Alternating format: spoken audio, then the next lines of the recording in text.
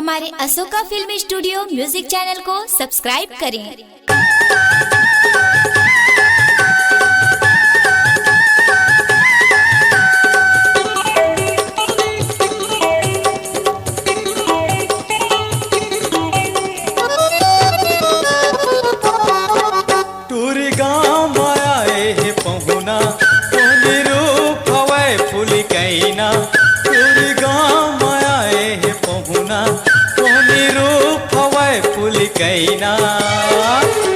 झाकी मजूरा डोल गे हे राजे मोहब्बत दिल खोल दे हे ताका झाकी मजूरा डोल गे हे राजे मोहब्बत दिल खोल दे हे।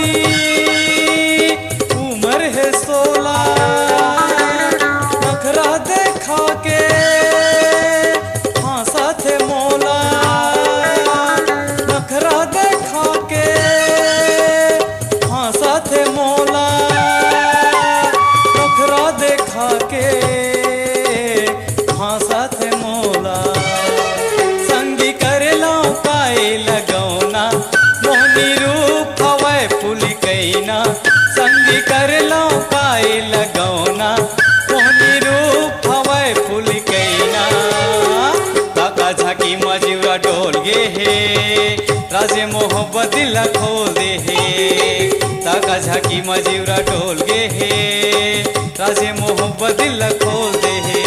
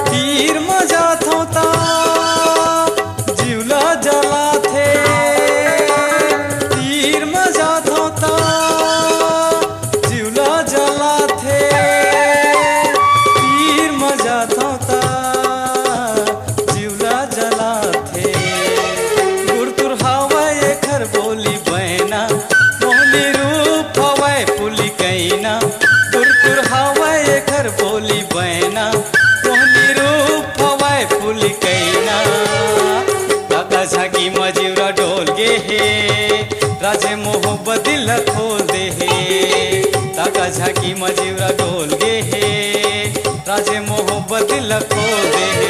टूरी गाँव मायाए हे पहुना मोहनी रूप हवाए फूली कैना टूरी गाँव मायाए हे पहुना मोहनी रूप हवाए फूली कैना ताका झाकी मजूरा डोल गे हे राजे मोहब्बत दिल खोल दे हे ताका झाकी मजूरा डोल गे हे राजे मोहब्बत दिल खोल दे हे ताका झाकी मजूरा डोल गे हे राजे मोहब्बत दिल खोल दे हे ताका झाकी मजूरा डोल गे हे राजे मोहब्बत दिल खोल दे हे ताका झाकी मजूरा डोल गे हे राजे मोहब्बत दिल खोल दे हे।